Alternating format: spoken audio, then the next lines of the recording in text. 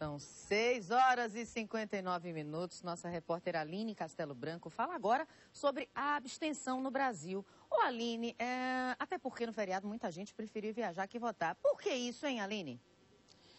Olha, Daniela, o número de abstenção este ano no segundo turno foi bem maior do que o registrado em 1999, quando o Brasil voltou a eleger de forma direta o seu governante. Para a gente ter uma ideia, esse número foi de 21,47%, ou seja, 21,47% do eleitorado de todo o Brasil não quis ir à urna votar.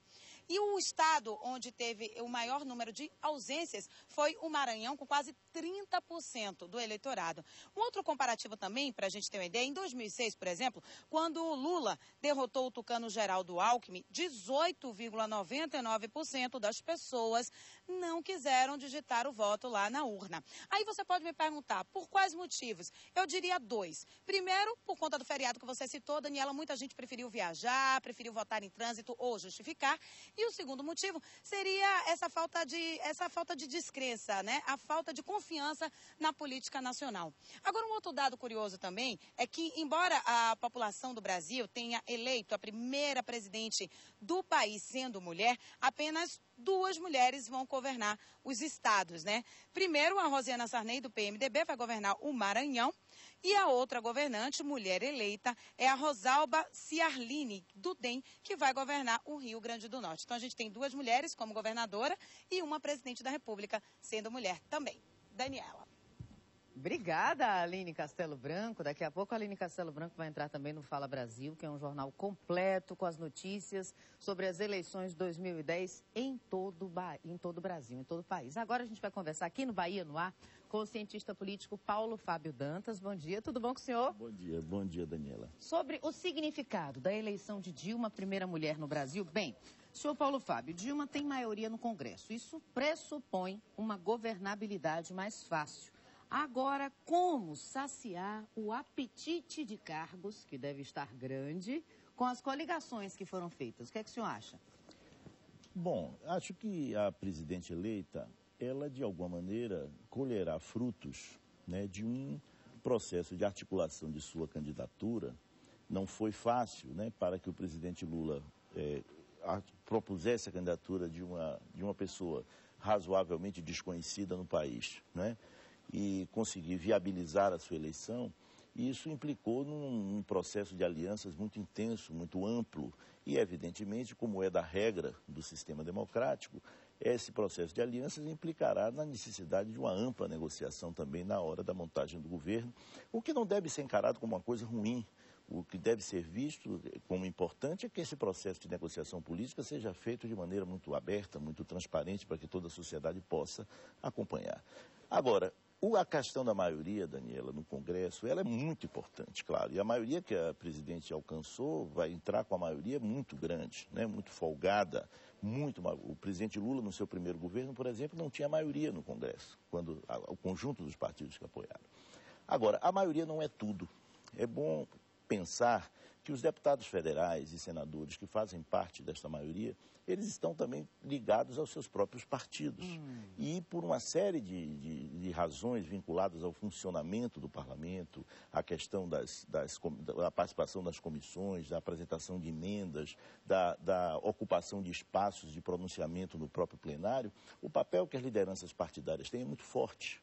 Então, esses deputados têm uma grande ligação com seus partidos, naturalmente, para poder exercer os seus mandatos. Portanto, não vai adiantar muito ter uma maioria ampla se não tiver havido antes um processo de articulação forte dentro da coligação partidária, entre os partidos e a presidente. Acho que isso, a combinação dessas duas coisas é que produz a governabilidade. O acordo na coalizão e mais a maioria no Congresso, não apenas a maioria no Congresso. Senhor Paulo Fábio, estamos conversando com o cientista político Paulo Fábio sobre a eleição de Dilma. Ela venceu Serra com uma diferença de mais de 11 milhões de votos. Serra, que já foi governador, que já foi deputado, que já tem vasta experiência política. Ela nunca exerceu nenhum cargo político.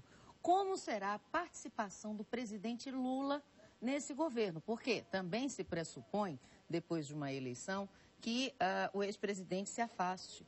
Mas não parece que é isso que vai acontecer. E então, ele fica, de alguma maneira, participando desse governo através de orientações, através de conselhos, ou ele se afasta completamente? O que é que o senhor acha? Olha, é claro, Daniela, que num primeiro momento, pelo menos, a influência do presidente Lula vai ser grande. Agora, é preciso entender uma coisa.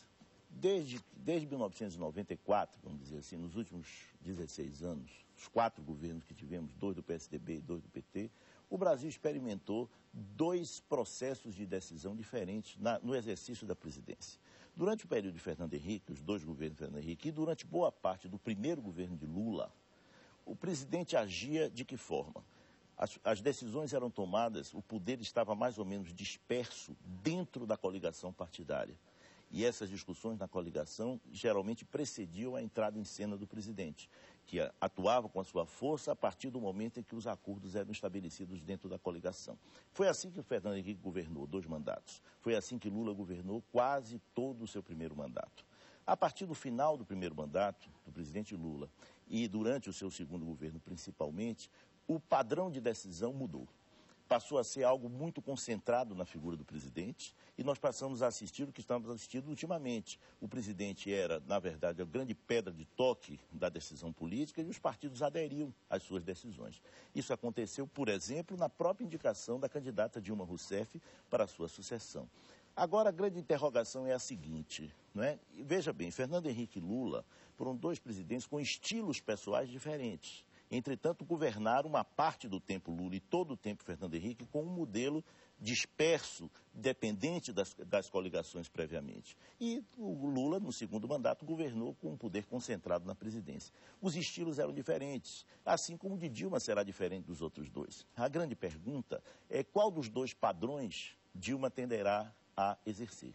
Acho que há, pela sua constituição pessoal, uma tentação muito grande a tentar agir como agiu Lula II, né? O Lula do segundo mandato, ou seja, com decisões, com um poder de decisão forte do presidente. Só que ela não detém o capital político principal que fez Lula poder governar assim, que foi a sua popularidade. Como ela não detém isso, acho que talvez seja uma opção mais realista para esse governo de Dilma voltar ao padrão anterior, ao padrão dos governos Fernando Henrique e ao padrão de boa parte do primeiro governo Lula. Ou seja, devem crescer o papel dos partidos políticos nesse momento. O próprio José Dirceu, um próximo importante do PT, disse isso aqui na Bahia algum tempo atrás, que o PT deveria voltar a ser uma instituição política, o que significa dizer que o PT estava tendo uma posição realmente mais recuada diante do peso da presidência.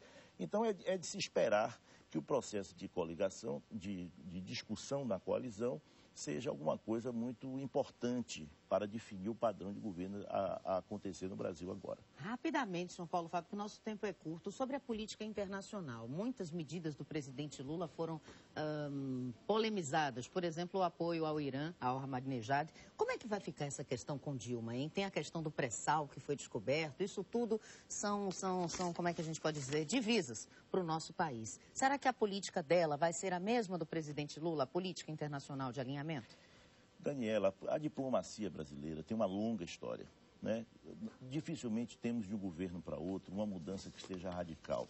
Há uma tendência, as alterações sempre são feitas, as alterações, mas elas obedecem a um certo padrão incremental, vamos chamar assim. Acho que essa questão da política internacional não deve ser um elemento diferenciador importante. Acho que a tendência, assim como em outras áreas, é pela continuidade. Então, acho que o mais importante é que a democracia brasileira saiu aliviada desse processo eleitoral. Os temores que havia no primeiro turno de uma maioria acachapante por parte do governo e liquidação da oposição, eles não se confirmaram. Nós saímos das urnas com um quadro bastante plural da política brasileira, uma vitória importante do governo, da candidata do governo, uma maioria folgada, porém, governadores de oposição, distribuição de poder entre os partidos e, portanto, acho que temos condições da democracia brasileira prosseguir no seu rumo de amadurecimento que está há 20 anos. Muito obrigada, doutor Paulo Fábio. Bom dia para o senhor. E realmente, como o senhor disse, aqui na Bahia, mais de 70% dos votos. A eleição de Dilma foi motivo de uma verdadeira festa. A comemoração foi no Rio Vermelho, tradicional